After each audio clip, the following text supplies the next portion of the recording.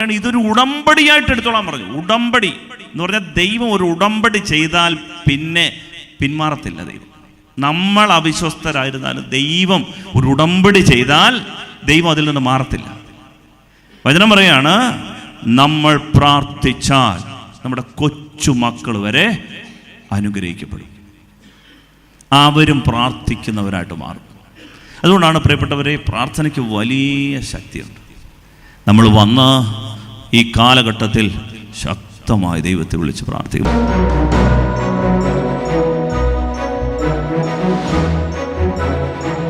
പ്രിയപ്പെട്ട ദൈവമക്കളെ, നമ്മുടെ കർത്താവിൻ്റെ പീഡാരഹസ്യങ്ങളെ ധ്യാനിക്കുന്ന നോമ്പുകാലത്താണ് നമ്മൾ ഈ സമയം ഞാൻ നിങ്ങളോട് പങ്കുവെക്കാൻ ആഗ്രഹിക്കുന്നത്. നോമ്പുകാലത്തിൻ്റെ ഏറ്റവും പ്രധാനപ്പെട്ട കാര്യമാണ് നമ്മുടെ പ്രാർത്ഥന.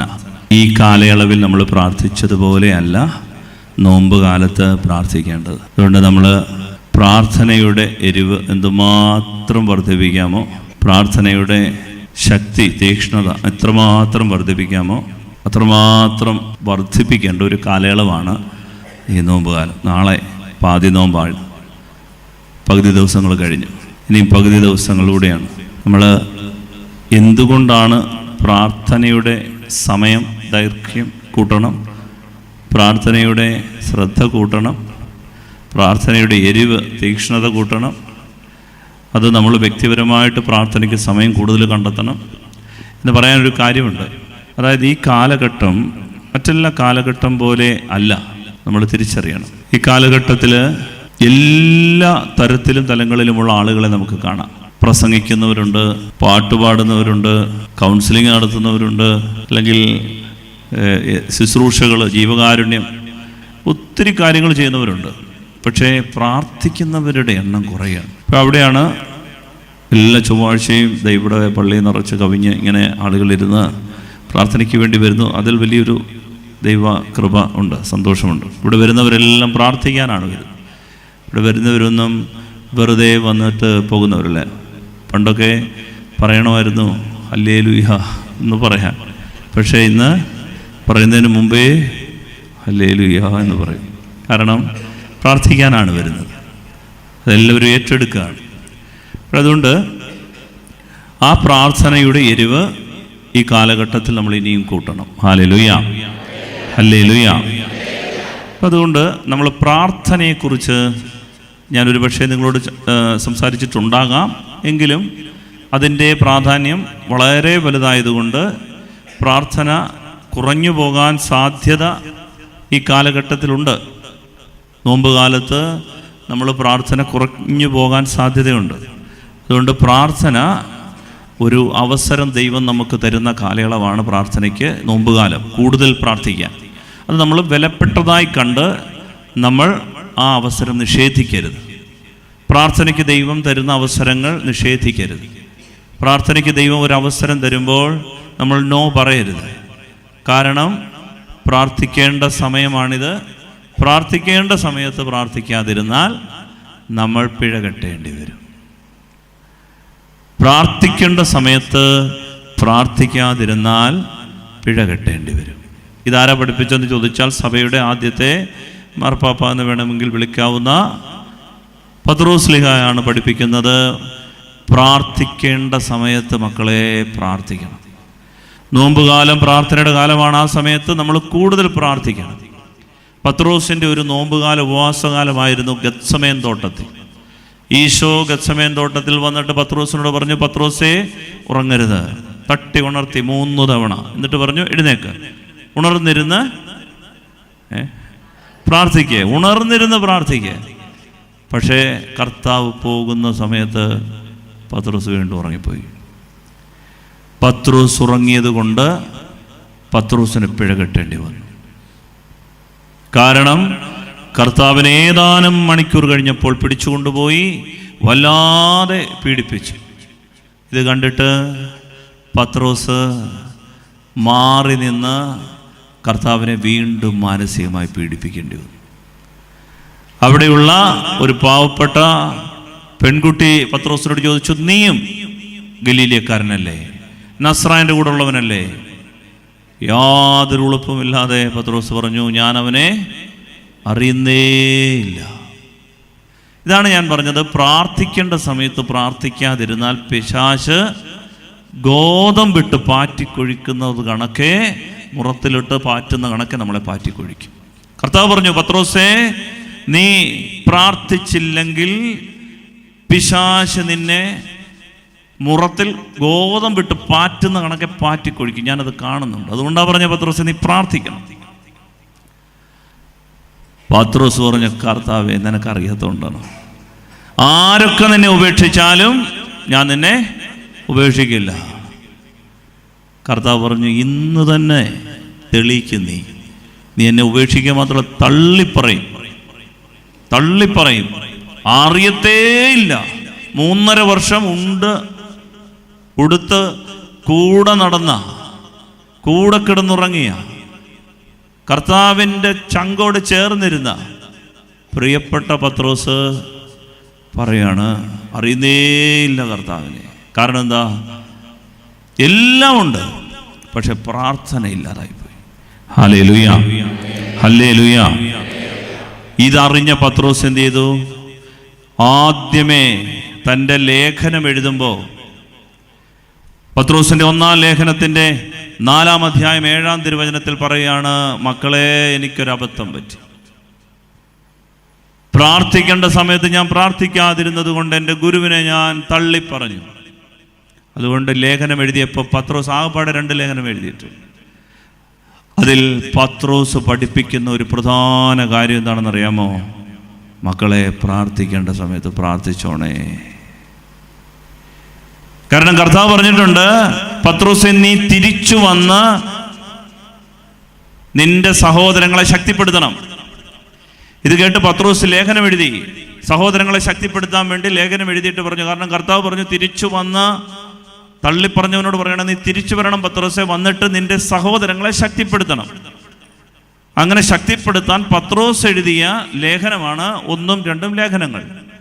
2 ലേഖനങ്ങൾ എഴുതിയിട്ടുള്ളൂ. അതിനകത്ത് 4-ാം അധ്യായം 7-ാം തിരുവചനത്തിൽ 1 പത്രോസ് പറയാണ്, സകലത്തിൻ്റെയും അവസാനം അടുത്തിരിക്കുന്നു, ആകയാൽ നിങ്ങൾ സമചിത്തരും പ്രാർത്ഥനയിൽ ജാഗരൂകരുമായിരിക്കുവേൻ. Hallelujah, hallelujah. അതായത് മക്കളെ, ഞാൻ പ്രാർത്ഥിക്കേണ്ട സമയത്ത് ജാഗരൂകതയോടെ പ്രാർത്ഥിച്ചില്ല. എൻ്റെ സമചിത്തത നഷ്ടപ്പെട്ടു പോയി. പല വിചാരം വന്നു. അതുകൊണ്ട് എനിക്ക് പറ്റാത്ത എൻ്റെ കുഞ്ഞുങ്ങളെ നിങ്ങൾക്ക് പറ്റരുത്. അതുകൊണ്ട് നിങ്ങൾ പ്രാർത്ഥിക്കണം. പത്രോസ് പറയാണ്, സകലത്തിൻ്റെയും അവസാനം അടുത്തിരിക്കുന്നത് കൊണ്ട് നിങ്ങൾ പ്രാർത്ഥനയുടെ എരിവ് കൂട്ടണം. അതുകൊണ്ട് പ്രാർത്ഥിക്കേണ്ട സമയത്ത് നമ്മൾ പ്രാർത്ഥിക്കണം. ഈ നോമ്പ് കാലം, പ്രിയപ്പെട്ട ദൈവമക്കളെ, നമുക്ക് എന്തുമാത്രം അവസരം കിട്ടുമോ അത്രമാത്രം നമ്മൾ വ്യക്തിപരമായി ഈശോയോട് ബന്ധം പുലർത്തണം. കരുണക്കൊന്ത ചൊല്ലി, കുരിശിൻ്റെ വഴി നടത്തി, ജപമാല ചൊല്ലി, യാമനമസ്കാരങ്ങൾ നടത്തി, അവരവരുടെ പള്ളികളിൽ പോയി ബലി അർപ്പിച്ച് പ്രാർത്ഥിച്ച്, സന്ധ്യാനമസ്കാരങ്ങൾ നടത്തി, വാചന ശുശ്രൂഷകൾ ദൈവം ഒരുക്കുന്നിടത്ത്, എപ്പിസ്കോപ്പൽ സഭകളുടെ വചന ശുശ്രൂഷകൾ ഇവിടെ പോയി വചന വ്യാഖ്യാനങ്ങൾ തിരിച്ചറിഞ്ഞ് കേട്ട് ധ്യാനിച്ച് പ്രിയപ്പെട്ട മക്കളെ അഭിഷേകം പ്രാപിക്കണം. വലുതേരം പറഞ്ഞേ, ഹല്ലേലൂയ, ഹല്ലേലൂയ, ഹല്ലേലൂയ. അതായത് എന്തുകൊണ്ടാണ് ഇത് പറയാൻ കാര്യം? ഇപ്പോൾ ഒരു പക്ഷേ നമ്മുടെ ജീവിതം ഓക്കെ ആയിരിക്കും.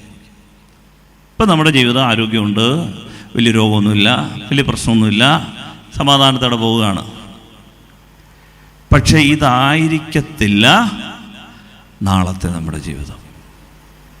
എല്ലാ മനുഷ്യൻ്റെയും ജീവിതത്തിൽ സംഭവിക്കാവുന്ന വലിയ ക്ഷീണത്തിൻ്റെ കാലയളവുണ്ട്. ഒരു പക്ഷേ ഇപ്പോൾ സങ്കടത്തോടെ വന്നിരിക്കുന്നവരുണ്ട്. പക്ഷേ കഴിഞ്ഞ മാസം അങ്ങനെ ആയിരുന്നില്ല, കഴിഞ്ഞ വർഷവും അങ്ങനെ ആയിരുന്നില്ല. അവരുടെ കുഞ്ഞുങ്ങൾ കൈപ്പിടിയിലായിരുന്നു, അവരുടെ ജീവിതസഖി ഇത്രമാത്രം വീണുപോയിരുന്നില്ല, അവരുടെ വരുമാന മാർഗങ്ങൾ അടഞ്ഞിരുന്നില്ല, അവരുടെ ജീവിതത്തിൻ്റെ പ്രതിസന്ധികൾ ഉണ്ടായിരുന്നില്ല. പക്ഷേ ഇന്ന് അതല്ല സാഹചര്യം. എന്നതുപോലെ ഇപ്പോൾ ആരോഗ്യത്തോടിരിക്കുന്ന, മനസ്സിന് ശക്തിയും ബലവുമുള്ള, മക്കളൊക്കെ ചൊൽപ്പടിയിൽ നിൽക്കുന്ന, കുഞ്ഞുങ്ങളൊക്കെ ജീവിതത്തിൽ നമ്മളോട് ചേർന്ന് നിൽക്കുന്ന ഒരു കാലയളവായിരിക്കില്ല നാളെ നമ്മുടെ ജീവിതത്തിൽ. അതുകൊണ്ട് നമ്മൾ എന്ത് ചെയ്യണം? ദൈവം പ്രാർത്ഥനയുടെ അവസരങ്ങൾ ഒരുക്കുമ്പോൾ പ്രാർത്ഥിച്ച് ഡിപ്പോസിറ്റ് കൂട്ടണം. പ്രാർത്ഥനയുടെ ഒരു വലിയ ഡിപ്പോസിറ്റ് ആരോഗ്യമുള്ള സമയത്ത് കൂട്ടിവെക്കണം.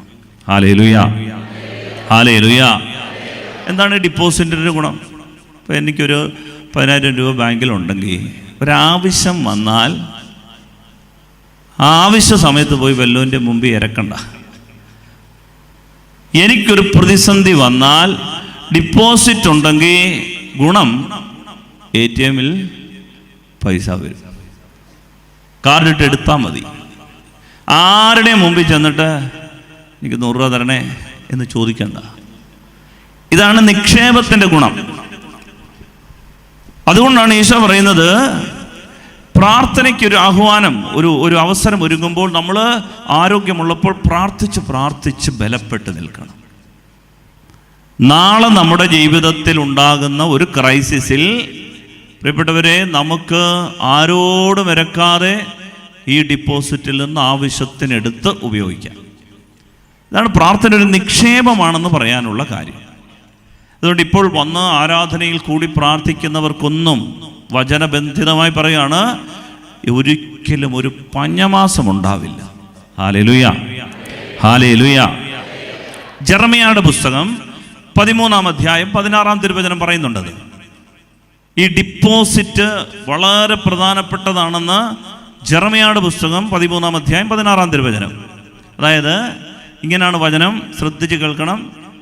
കർത്താവ് അന്ധകാരം വരുത്തുന്നതിന് മുൻപ് നിങ്ങളുടെ കാൽപാദങ്ങൾ ഇരുൾ നിറഞ്ഞ മലകളിൽ ഇടറുന്നതിന് മുൻപ് നിങ്ങളുടെ ദൈവമായ കർത്താവിന് മഹത്വം നൽകുവിൻ. അല്ലെങ്കിൽ നിങ്ങൾ വെളിച്ചം തേടുമ്പോൾ മരണത്തിൻ്റെ നിഴലും കൂരിരുട്ടുമായിരിക്കും ലഭിക്കുക. Hallelujah, hallelujah. അതായത് വചനം പറയാണ്, കർത്താവ് അന്ധകാരം വരുത്തുന്നതിന് മുൻപ്. അപ്പോൾ അന്ധകാരം വരുന്ന ഒരു സമയം ഉണ്ട്. കർത്താവ് അന്ധകാരം വരുത്തുന്നതിന് മുൻപ് നിങ്ങളുടെ കാൽപാദങ്ങൾ ഇരുൾ നിറഞ്ഞ മലകളിൽ, ഇരുണ്ട് കിടക്കുന്ന മലകളിലേക്ക് കയറേണ്ടി വരും. അപ്പോൾ കാൽപാദം ഇടറും. ആരും ഒരു സഹായമില്ലാതെ ICUയിൽ കിടക്കുന്ന ഒരു സമയം ഉണ്ടാകും. കയ്യും കാലും കെട്ടിയിട്ടുന്ന സമയം ഉണ്ടാകും. ഓക്സിജൻ മാസ്ക് വലിച്ചു പറിക്കാൻ സാധ്യതയുള്ള സമയമുണ്ട്. നമ്മളുടെ സ്വരം ഈ ഭൂമിയിലെ എല്ലാവരോടുമുള്ള സംസാരത്തിന് അടയുന്ന ഒരു സമയമുണ്ട്. കാതുകൾ മനുഷ്യ സ്വരത്തിന് അടയുന്ന ഒരു സമയമുണ്ട്. മരണത്തിൻ്റെ തണുത്ത വിയർപ്പ് തലമുടി നാരിഴകൾക്കിടയിലൂടെ ഒലിച്ചിറങ്ങുന്ന ഒരു സമയമുണ്ട്. കാലിൽ നിന്ന് മരണത്തിൻ്റെ തണുത്ത മരവിപ്പ് അരിച്ചു കയറുന്ന ഒരു സമയമുണ്ട്. കണ്ണുകൾ മനുഷ്യൻ്റെ ചിത്രങ്ങൾക്ക്, രൂപങ്ങൾക്ക് അടഞ്ഞു പോകുന്ന ഒരു സമയം ഉണ്ട്. അതാണ് ഇരുൾ നിറഞ്ഞ മലകളിൽ നമ്മളൊക്കെ ഇടറുന്ന ഒരു സമയമുണ്ട്. എനിക്കുമുണ്ട്, ഇവിടെ ഇരിക്കുന്ന എല്ലാ മക്കൾക്കുമുണ്ട്. മനുഷ്യൻ്റെ നിയോഗമാണത്. ആ സമയം നമ്മൾ ദൈവമേ എന്നൊന്ന് വിളിച്ച് പ്രാർത്ഥിക്കാമെന്ന് കരുതിയാൽ പ്രാർത്ഥിക്കാൻ പറ്റില്ല. അതാണ് വചനം പറയുന്നത്. അതുകൊണ്ടാണ് ആ സമയം ഉണ്ടാകുന്നതിന് മുൻപ് നമ്മൾ എന്ത് ചെയ്യണം? പ്രാർത്ഥിച്ച് ഡിപ്പോസിറ്റ് ശേഖരിച്ച് വെക്കണം. അപ്പോൾ ആ സമയത്ത് ആരും ഒന്ന് പ്രാർത്ഥിച്ചില്ലെങ്കിലും കൃപ കർത്താവ് തരും, പിടിച്ചു നിൽക്കാൻ. അത് വളരെ പ്രധാനപ്പെട്ട ദൈവവചനമാണ്. അതുകൊണ്ടാണ് ഈശോ പറഞ്ഞത്, പരീക്ഷയിൽ അകപ്പെടാതിരിക്കാൻ ഉണർന്നിരുന്ന് പ്രാർത്ഥിക്കണം. നമ്മൾ സാധാരണ ചെയ്യുന്നത് പരീക്ഷ വന്നു കഴിഞ്ഞിട്ടൊരു പ്രാർത്ഥനയുണ്ട്, അല്ലേ? മാത്സ് ഫിസിക്സ് ഒക്കെ വന്നു കഴിയുമ്പോൾ വന്നൊരു പ്രാർത്ഥനയുണ്ട്. ദൈവമേ, പിള്ളേരുടെ പരീക്ഷയാണേ പ്രാർത്ഥിച്ചു. കർത്താവ് പറയാണ്, പരീക്ഷയ്ക്ക് മുമ്പേ പ്രാർത്ഥിച്ചു വെച്ചോ. പരീക്ഷ തുടങ്ങുന്നതിന് മുമ്പേ നേരത്തെ ഡിപ്പോസിറ്റ് ചെയ്ത് വെക്കണം. സാധാരണഗതിയിൽ ഡോക്ടർമാർ പറയുന്നത് എന്താണ്? ഒരു രോഗി എന്ന ഡോക്ടറെ കാണുമ്പോൾ ഡോക്ടർ പറയും, എന്താണ് വിഷയം? നടുവേദനയാണ്. ശരി, മരുന്ന് കൊടുത്തു. 2 ആഴ്ച കഴിഞ്ഞിട്ട് വാ. പിന്നെയും ചെന്നിട്ട് ചോദിച്ചു, എന്ത് പറ്റി? വേദന മാറണില്ല. ശരി, ഒരു സ്കാൻ ചെയ്ത് നോക്ക്. സ്കാൻ ചെയ്തിട്ട് പറഞ്ഞു, ഒരു ഓപ്പറേഷൻ വേണ്ടി വരും. ഓപ്പറേഷനും കഴിഞ്ഞ് എന്നിട്ടും മാറുന്നില്ല. ഡോക്ടർ പറയും, ഇനിയും പ്രാർത്ഥിച്ചു. എല്ലാ വഴികളും അടഞ്ഞു കഴിയുമ്പോൾ ഡോക്ടർ പറയും, പ്രാർത്ഥിച്ചു. ഫ്ലൈറ്റിൽ പോകുമ്പോൾ വിമാനം ഇങ്ങനെ എയർ ഗട്ടറിലൂടെ കേൾക്കും പോകുമ്പോൾ പൈലറ്റ് പറയും, നമ്മളൊരു ഡേഞ്ചർ സോണിലൂടെയാണ് പോയിക്കൊണ്ടിരിക്കുന്നത്, ഒരുപക്ഷെ അപകടം നേരിടേണ്ടി വരും. കുറേ കഴിയുമ്പം പൈലറ്റ് പറയും, റഡാറുമായിട്ടുള്ള എല്ലാ ബന്ധവും വിച്ഛേദിക്കപ്പെട്ടു. ഇനിയും പ്രാർത്ഥിച്ചു. തീർന്നു. എല്ലാ വാതിലും അടയുമ്പോൾ ലോകം പറയും, ഇനിയും പ്രാർത്ഥിച്ചു. പക്ഷെ കർത്താവ് പറയാണ്, അങ്ങനെയല്ല. പരീക്ഷ വരും എന്നറിഞ്ഞ് നേരത്തെ പ്രാർത്ഥിച്ചോ. ഇതാണ് ദൈവവചനം. നേരത്തെ പ്രാർത്ഥിച്ച് മക്കളെ ബലപ്പെട്ടു വെക്കണം. അപ്പോൾ നമുക്ക് വലിയ കൃപകൾ. ഡിപ്പോസിറ്റ് ഉണ്ടെങ്കിലാണ് നമ്മൾ ബലപ്പെടുന്നത്. ഹല്ലേലൂയ. വലുതരം വരുത്തി ഹല്ലേലൂയ. ശക്തിയോട് പറഞ്ഞു ഹല്ലേലൂയ, ഹല്ലേലൂയ. അതായത് നമ്മുടെ ജീവിതത്തിൻ്റെ ക്രൈസിസുകളിൽ നമ്മൾ നേരത്തെ പ്രാർത്ഥിച്ചുറയ്ക്കണം. അതുകൊണ്ട് ഈ നോമ്പുകാലം നമ്മുടെ അടുത്ത് കർത്താവ് തിരുസഭയൊക്കെ പറയും, പ്രാർത്ഥിച്ചോ. നോമ്പെടുത്ത് ഉപവസിച്ച് യാമനമസ്കാരങ്ങൾ നടത്തി കൂടുതൽ ബൈബിൾ വായിച്ച് പ്രാർത്ഥിച്ചുള്ളൂ. എന്തിനാണെന്ന് ചോദിച്ചാൽ നാളത്തെ അവസരം എന്താവുമെന്ന് പറയാൻ പറ്റില്ല. അതുകൊണ്ടാണ് കർത്താവ്, അതായത് പരീക്ഷയിൽ അകപ്പെടാതിരിക്കാൻ. ഇടി വെട്ടിക്കഴിഞ്ഞിട്ട് നമ്മളൊരു കുരിശ് വരെയുണ്ട്. കർത്താവ് പറയാണ്, ഇടിവെട്ടുന്നതിന് മുമ്പേ കുരിശ് വരച്ചു വെച്ചേക്ക്. അതാണ് ഈശോ ആഗ്രഹിക്കുന്നത്. Hallelujah, hallelujah. അത് കൂടാതെ രണ്ടാമത്തെ ഒരു കാര്യം കൂടെ പറഞ്ഞുകൊണ്ട് നമ്മൾ ഈ ആരാധനയുടെ ആശീർവാദത്തിലേക്ക് വരികയാണ്. ഈ പ്രാർത്ഥനയുടെ ഒരു വില കൊടുത്ത് നോമ്പ് കാലത്തിൻ്റെ പ്രത്യേകത എന്ന് പറഞ്ഞത് ത്യാഗനിർഭരമായ പ്രാർത്ഥനയാണ്. വില കൊടുത്ത് പ്രാർത്ഥിക്കണം. എനിക്കറിയാം നിങ്ങൾ ഇവിടെ വന്നിരിക്കുന്ന പലർക്കും നടുവേദന പ്രശ്നമൊക്കെ ഉണ്ട്. എന്നാലും നിങ്ങൾ വന്ന് ഈ തറയിൽ കുത്തിയിരുന്ന് പ്രാർത്ഥിക്കുന്ന ഒരു വില കൊടുത്തുള്ള പ്രാർത്ഥന. പലർക്കും വേദന, രോഗങ്ങളും അസ്വസ്ഥതകളൊക്കെ ഉണ്ട്. പക്ഷെ എന്നാലും നിങ്ങൾ വന്നിരുന്ന് ഈ ചൂടത്ത് ഈ പ്രതിസന്ധികളിൽ വന്ന് ഇനി ശേഷം തിരിച്ചു പോകുമ്പോൾ ഒത്തിരി ദൂരമൊക്കെ യാത്ര ചെയ്യണം, ബസ്സൊന്നും ഇല്ലാത്ത സമയം, എന്നാൽ തന്നെയും പല സ്ഥലങ്ങളിൽ വന്ന് നിങ്ങൾ വില കൊടുത്ത് പ്രാർത്ഥിക്കും. ഇന്ന് വന്ന ഒരു ഫാമിലി പറഞ്ഞൊരു കാര്യം എന്നെ വളരെ സ്വാധീനിച്ചു. അവർ ചെടുത്തേനിത്തൊക്കെ ഇവിടെ നിന്ന് വന്നിട്ടുണ്ട്. അങ്ങ് ഹരിപ്പാട് നിന്നാണ് വന്നത് അല്ലേ? ഹരിപ്പാട് ആ ചേച്ചിമാരോട് ഉണ്ടോ? ഹരിപ്പാട് എന്ന് പറഞ്ഞ ചേച്ചിമാർ, ജോളി ചേച്ചിയൊക്കെ വന്നിട്ട് അവിടെ ഉണ്ടല്ലേ? അതാ 2 പേരും കുമ്പസാരക്കൂട്ടിന് അവിടെ ഇരിപ്പുണ്ട്. അവർ 2 പേരും, അതായത് ചേച്ചിക്കൊരു സ്പൈനൽ കോഡിനൊരു ഓപ്പറേഷൻ. 5 സഹോദരിമാരാണ്. ഇവർ 5 പേരോട് മക്കൾ എന്ത് ചെയ്തെന്നറിയാം? രാവിലെ 7 മണിക്ക് ചേച്ചിയെ തിയേറ്ററിൽ കയറ്റിയതാണ് ഓപ്പറേഷൻ. 5 മണിക്കാണ് ഇറക്കുന്നത്. വളരെ ദൈർഘ്യമേറിയ സ്പൈനൽ കോഡിലെ ഒരു സർജറി, ബ്ലീഡിംഗ് ഒക്കെ ഉണ്ടാകാൻ സാധ്യത. ഇവർ 5 പേരുടെ മക്കൾ എന്ത് ചെയ്തെന്നറിയാമോ? അവർ പറഞ്ഞപ്പോൾ എനിക്ക് വളരെ ഒരു അഭിഷേകം തോന്നി. അതായത് ഇവർ ആ ICUവിൻ്റെ മുൻപിൽ ഇവർ മുട്ടുകുത്തി അതിന് അത്രയും നേരം ജപമാല ചൊല്ലി ബൈബിൾ വായിച്ച് ആ ICUവിൻ്റെ മുൻപിൽ ഇതുങ്ങൾ പ്രാർത്ഥിക്കുകയായിരുന്നു.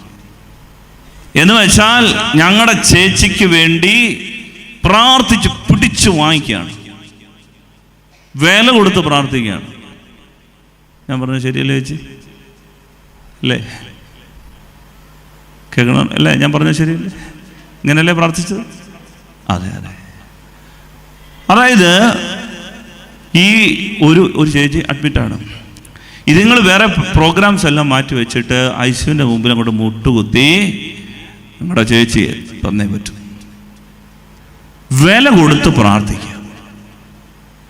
അതേസമയം ഇവരുടെ ബാക്കിയുള്ളവരൊക്കെ വിദേശത്തൊക്കെ ഉള്ളവർ ആ സമയത്ത് അവിടെ അവരും പ്രാർത്ഥിച്ചുകൊണ്ടിരുന്നു. പിന്നെ ദൈവത്തിന് പിന്നെ ഇത് കൊടുക്കാതിരിക്കാൻ പറ്റും, കൃപ കൊടുക്കാതിരിക്കാൻ പറ്റും. ഇങ്ങനെ വേണം പ്രാർത്ഥിക്കാൻ, വില കൊടുത്ത് പ്രാർത്ഥിക്കുക. എന്ന് വെച്ചാൽ ദൈവം ആഗ്രഹിക്കുക, പ്രിയപ്പെട്ട മക്കളെ, നമ്മൾ ശരീരത്തിൽ എടുക്കുന്ന ത്യാഗം ഇത് സ്വർഗം വിലയിടും. നമ്മൾ ഉപവസിച്ച് പ്രാർത്ഥിക്കുന്ന, കാലുവേദനക്കിടയ്ക്ക് വന്ന് പ്രാർത്ഥിക്കുന്ന, ഇരിക്കാൻ വയ്യ, നടുവേദനയാണ്, ഉറക്കം വെടിഞ്ഞ്. ഈ ജാഗരണ പ്രാർത്ഥനയുടെ പ്രത്യേകത എന്താ? ഉറങ്ങണില്ല. ഉറക്കം വന്നാലും ആടി ആടി നിന്ന് പിന്നെയും കണ്ണുറന്ന് പിന്നെയും പ്രാർത്ഥന. ഇതാണ് ജാഗരണ പ്രാർത്ഥന. ഇതിന് വിലയുണ്ട്. ഇത് സ്വർഗം വിലയിടും.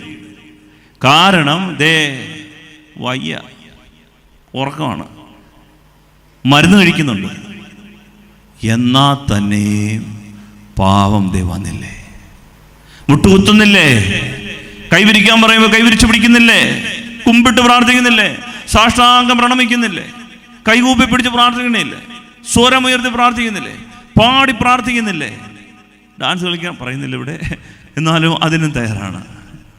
എന്ന് വെച്ചാൽ നടന്ന് കഷ്ടപ്പെട്ട് വന്ന് വില കൊടുത്ത് മക്കളെ നിങ്ങൾ പ്രാർത്ഥിക്കുന്നത് ആകാശം ശ്രദ്ധിക്കുന്നുണ്ട്. ഹല്ലേലൂയാ, സ്വരമുയർത്തി ഹല്ലേലൂയാ, ഹല്ലേലൂയാ. അത് മലങ്കര സഭയിലെ ശുശ്രൂഷകൾ, ചെറിയ ശുശ്രൂഷകളാണ്.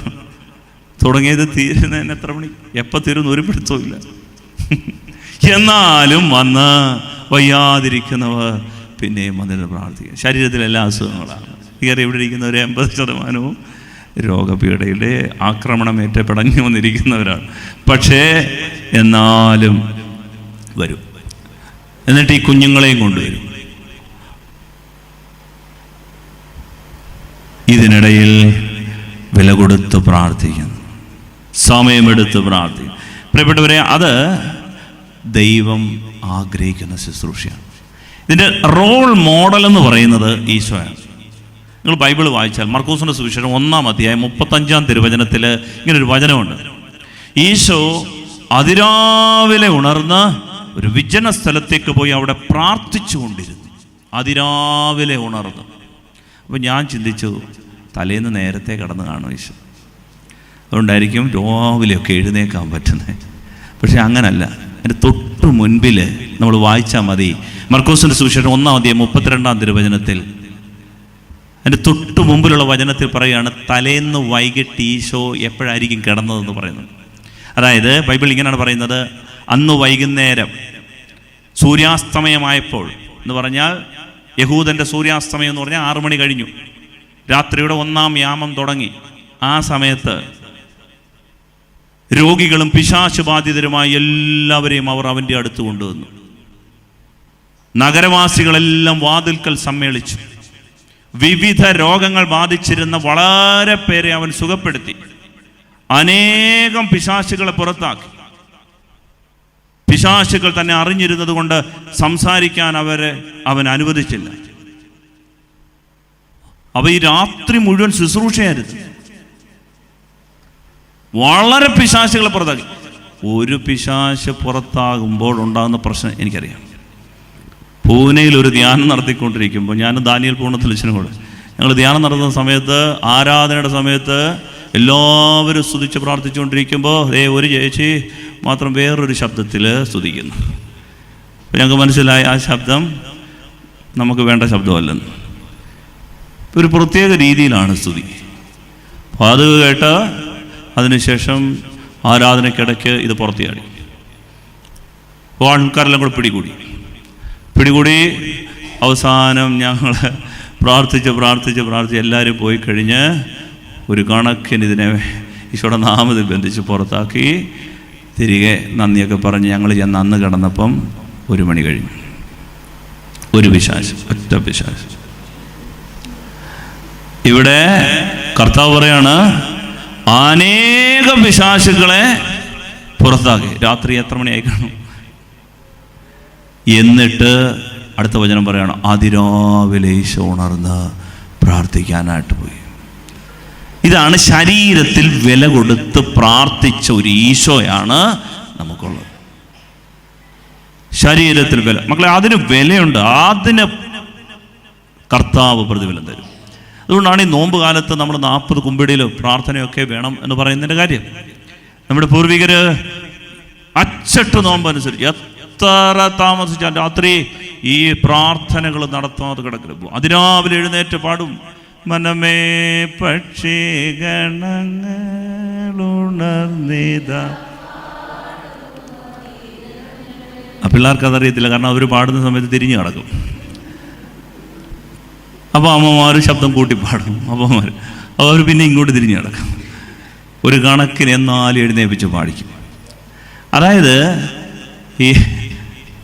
ഈ പ്രാർത്ഥനയുടെ വില. അതുകൊണ്ട് പ്രിയപ്പെട്ടവരെ, നമുക്ക് ദൈവം തന്നിരിക്കുന്ന ഏറ്റവും വലിയ ശക്തി. എന്തുകൊണ്ടാണ് ഇത് പ്രാർത്ഥിക്കണമെന്ന് പറയുന്നതെന്നറിയാം. ബൈബിൾ പറയാണ്, ദൈവം പ്രാർത്ഥിക്കുന്നവൻ്റെ കയ്യിൽ ഒരു റിമോട്ട് കൊടുത്തിട്ടുണ്ട്. അവൻ തീരുമാനിക്കും എന്ത് ചെയ്യണം, സമൂഹത്തിൽ എന്ത് നടക്കണം. നിങ്ങൾ വിശ്വസിച്ചാലും വിശ്വസിച്ചില്ലെങ്കിലും പ്രാർത്ഥിക്കുന്നവൻ്റെ കയ്യിലാണ് റിമോട്ട്. പ്രാർത്ഥിക്കുന്നവൻ തീരുമാനിക്കും എൻ്റെ വീട്ടിൽ എന്ത് നടക്കണം. പ്രാർത്ഥിക്കുന്ന ഒരു പൈതൽ നിശ്ചയിക്കും എൻ്റെ ജീവിതത്തിൽ എന്ത് നടക്കണം. കാരണം 40-ാം സങ്കീർത്തനത്തിൽ 1-ാം വചനം പറയുകയാണ്, ഞാൻ എൻ്റെ കർത്താവിനെ വിളിച്ചപേക്ഷിച്ചു, അവിടുന്ന് ചെവി ചായ്ച്ച് എൻ്റെ നിലവിളി കേട്ടു. പ്രാർത്ഥിക്കുന്ന ഒരു പൈതലിൻ്റെ അടുത്തേക്ക് ദൈവം ചെവി ചായ്ച്ചു വെക്കും. തേക്ക്, പോസ്റ്റ് ഇതൊക്കെ സൃഷ്ടിച്ചതാ, പക്ഷെ ഇതൊന്നും വളയത്തില്ല. ദൈവം സൃഷ്ടിച്ചതാണ് പോസ്റ്റ്, ദൈവം സൃഷ്ടിച്ചതാണ് വലിയ തേക്ക്. ഇതൊന്നും വളയുകയല്ല, പക്ഷെ ഇതൊക്കെ സൃഷ്ടിച്ച ദൈവം വളയും, ചായും. എപ്പോഴാണെന്നറിയാം? പ്രാർത്ഥിക്കുന്ന ഒരുവൻ്റെ പ്രാർത്ഥനയുടെ മുമ്പ് ദൈവം ചെവി ചായ്ച്ചു വെക്കും. പ്രിയപ്പെട്ട മക്കളെ, അതുകൊണ്ട് നമ്മൾ ദൈവത്തോട് ശക്തമായി വില കൊടുത്ത് പ്രാർത്ഥിക്കണം. ഒരു ഡിപ്പോസിറ്റുകൾ ശേഖരിച്ച് വെക്കണം. അപ്പോൾ ഈ നോമ്പ് കാലം നമുക്ക് വിലപ്പെട്ടതായി സ്വർഗം വിലയിടും. അതുകൊണ്ട് ഈ ദൈവം ഈ നോമ്പുകാലം നമുക്ക് ഇനിയൊരു പാതിനോമ്പ് നാളെ തുടങ്ങുകയാണ്.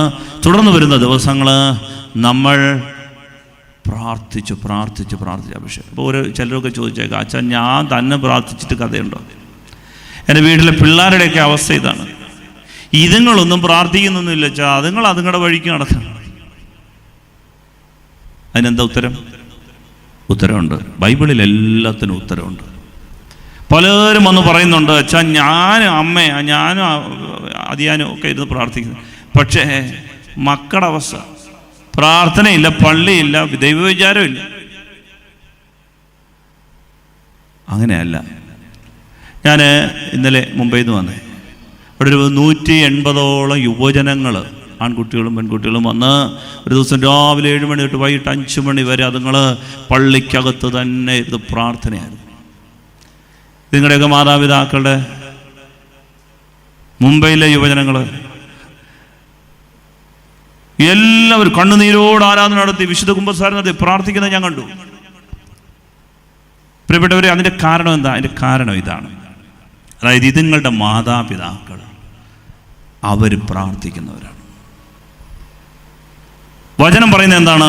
യെശയ്യായുടെ പുസ്തകം 59-ാം അധ്യായം 21-ാം തിരുവചനം പറയുകയാണ്, കർത്താവ് അരുളി ചെയ്യുന്നു, ഞാൻ അവരുമായി ചെയ്യുന്ന ഉടമ്പടി ഇതാണ്, നിന്റെ മേലുള്ള എൻ്റെ ആത്മാവും നിന്റെ അധരങ്ങളിൽ ഞാൻ നിക്ഷേപിച്ച വചനങ്ങളും നിന്റെയോ നിന്റെ സന്താനങ്ങളുടെയോ അവരുടെ സന്താനങ്ങളുടെയോ അധരങ്ങളിൽ നിന്ന് ഇനി ഒരിക്കലും അകന്നു പോവുകയില്ല.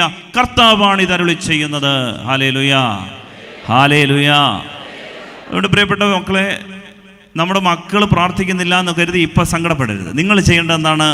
നിങ്ങൾ പ്രാർത്ഥിച്ചാൽ, വചനം നമ്മളെ പഠിപ്പിക്കുകയാണ്, ദൈവത്തിൻ്റെ ആത്മാവ് നിങ്ങളുടെ അധരങ്ങളിൽ സ്പർശിക്കും. ദൈവത്തിൻ്റെ ആത്മാവ് നിങ്ങളുടെ ആത്മാവിൻ്റെ മേൽ വർഷിക്കപ്പെടും. ദൈവത്തിൻ്റെ വചനം നിങ്ങളിൽ നിക്ഷേപിക്കപ്പെടും. ആ വചനം ഈ മക്കളുടെയും അവരുടെ മക്കളുടെയും മേൽ പകരപ്പെടും. ഇപ്പോൾ അവർ പ്രാർത്ഥിക്കുന്നില്ലെന്ന് തോന്നിയേക്കാം, പക്ഷെ വചനം പറയാണ് ആ സന്താനങ്ങളെയും അവരുടെ സന്താനങ്ങളെയും ഞാൻ അഭിഷേകം ചെയ്യും. Hallelujah, hallelujah. എന്നിട്ട് പറയാണ് ഇതൊരു ഉടമ്പടിയായിട്ട് എടുത്തോളാൻ പറഞ്ഞു. ഉടമ്പടി എന്ന് പറഞ്ഞാൽ ദൈവം ഒരു ഉടമ്പടി ചെയ്താൽ പിന്നെ പിന്മാറത്തില്ല. ദൈവം, നമ്മൾ അവിശ്വസ്തരായിരുന്നാലും ദൈവം ഒരു ഉടമ്പടി ചെയ്താൽ ദൈവം അതിൽ നിന്ന് മാറത്തില്ല. വചനം പറയാണ് നമ്മൾ പ്രാർത്ഥിച്ചാൽ നമ്മുടെ കൊച്ചു മക്കൾ വരെ അനുഗ്രഹിക്കപ്പെടും. അവരും പ്രാർത്ഥിക്കുന്നവരായിട്ട് മാറും. അതുകൊണ്ടാണ് പ്രിയപ്പെട്ടവരെ, പ്രാർത്ഥനയ്ക്ക് വലിയ ശക്തിയുണ്ട്.